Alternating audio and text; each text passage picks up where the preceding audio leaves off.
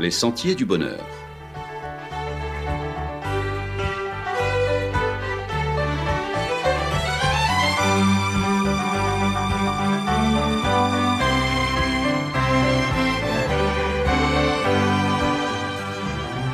Une émission qui vous apporte un message d'espérance, de paix, de joie et de confiance.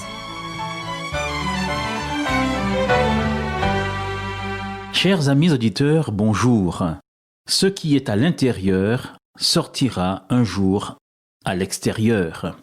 L'homme est comme sont les pensées de son âme, selon Proverbe 23, verset 7. Un proverbe dit que les paroles de l'homme valent l'homme, mais ici la Bible dans le livre des Proverbes affirme et va plus loin, et remonte bien plus haut, plus loin, en disant que l'homme est comme sont les pensées de son âme. Elle nous met en garde en déclarant « Garde ton cœur plus que toute autre chose, car de lui viennent les sources de la vie ». Proverbe 4, verset 23 nous dit de garder notre cœur, car de lui viennent les sources de la vie, autrement dit, de lui dépend le cours de notre vie. Cela pousse bien sûr à la réflexion. En écho, on trouve cette parole du Nouveau Testament.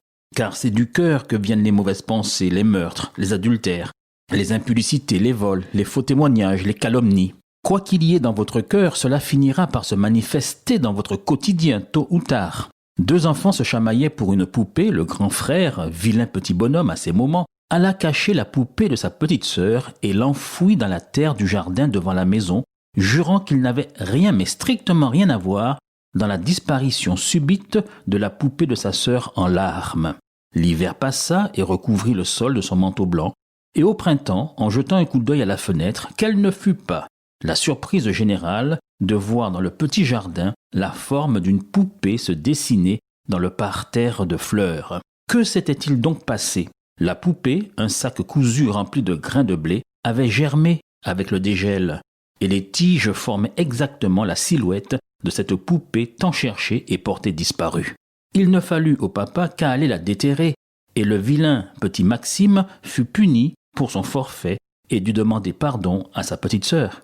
Quoi qu'il y ait dans votre être intérieur, chers amis, cela finira par trouver le chemin de la sortie pour se montrer au grand jour à la vue de tous.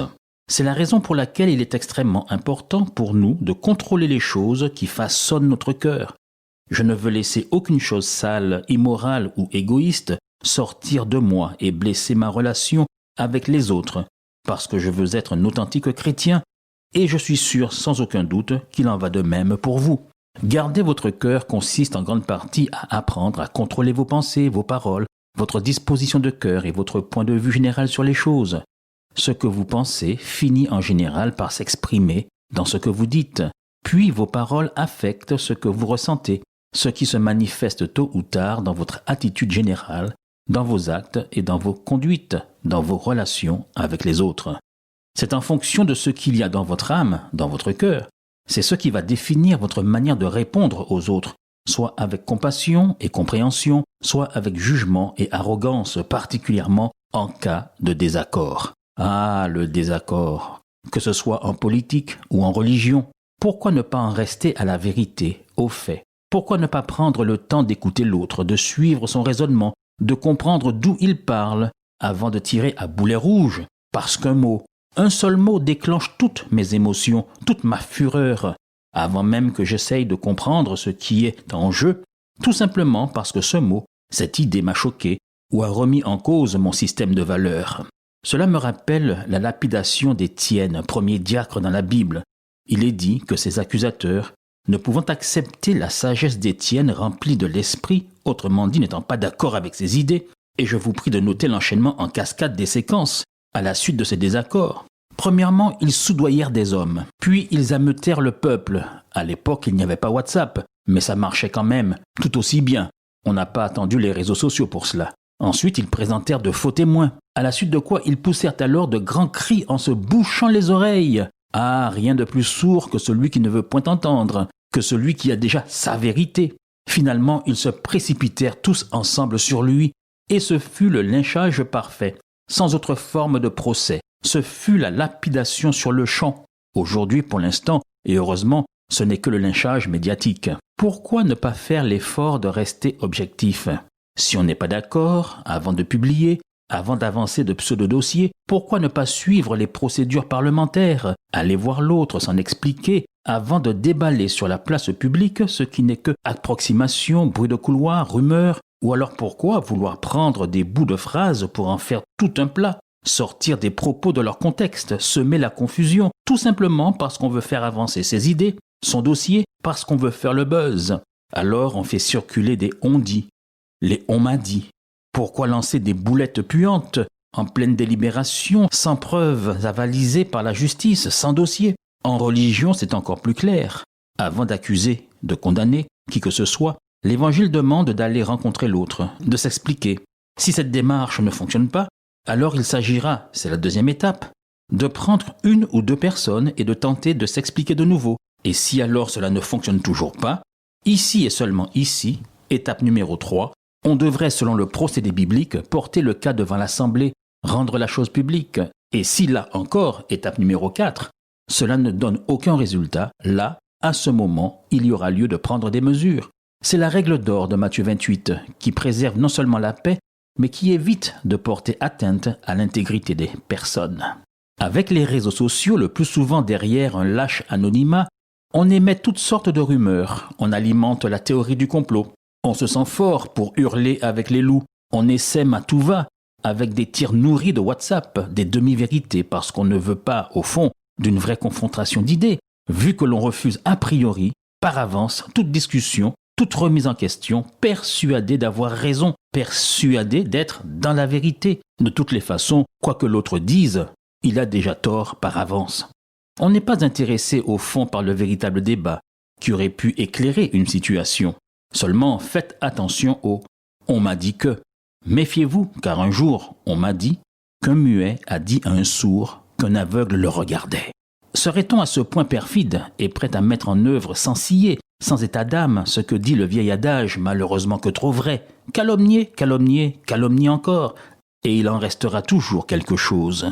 Cela manque de grandeur, de courage, c'est sans honneur, ce n'est pas chrétien. Vous pouvez donc essayer d'empêcher vos pensées de se traduire en paroles puis en attitudes, mais je trouve beaucoup plus simple d'avoir pour usage de mettre en œuvre la règle d'or. Passons du temps dans la présence de Dieu et laissons le Saint-Esprit remplir notre cœur de sa bonté. Je peux avoir mon point de vue, chacun en a un, mais mon point de vue, pour être valide, doit être confronté aux autres et ne pas m'y accrocher, et je ne devrais pas m'y accrocher tout simplement parce que c'est le mien, et que je l'ai caressé dans le sens du poil depuis si longtemps. La vérité se construit ensemble, et non pas en me cramponnant comme à une bouée à mon point de vue, parce que cela me sécurise, parce que c'est ma zone de confort, parce que je n'ose pas m'aventurer hors de mes conceptions traditionnelles, du genre « on a toujours fait comme ça, on m'a toujours enseigné ceci ». Il y a une vérité présente qui vient enrichir celle d'hier. Avant d'entrer dans des querelles de mots, soyons attentifs à l'histoire des mots pour les comprendre et envisager tous les contextes qu'ils évoquent à tel ou tel moment de l'histoire, ce qu'ils recouvrent comme réalité. N'est-il pas dit que la vérité va croissant comme le soleil dans sa course? Selon Proverbe 4 et au verset 18, il est dit que le sentier des justes est comme la lumière resplendissante dont l'éclat va croissant jusqu'au milieu du jour. Pourquoi alors vouloir sacraliser telle ou telle opinion, telle ou telle interprétation et exclure l'autre bien souvent avant même parfois de l'avoir bien analysée et comprise? Pourquoi vouloir anathémiser l'autre, le clouer au pilori parce qu'il ne dit pas comme moi ou parce qu'il ne pense pas comme moi? Alors pendant que nous construisons ensemble le pays, alors que nous discutons en église, pourquoi ne pas demeurer bienveillant? Et pourquoi ne pas faire cette prière? Seigneur, je veux que mon cœur soit rempli de pensées et de désirs qui viennent de toi. Je veux passer plus de temps dans ta présence et que je me concentre sur toi, car la vérité ce n'est pas une idée, aussi bonne, aussi belle, aussi lumineuse soit-elle, ou un credo. La vérité c'est toi, le Christ vivant. Je sais que tu vas rendre mon cœur meilleur, ce qui va influencer positivement le reste de ma vie. Nous vous souhaitons un excellent week-end et à la semaine prochaine, chers amis auditeurs. Que l'esprit de vérité vienne sur nous maintenant, pour que nous puissions te ressembler et savoir prier. Que l'esprit de vérité vienne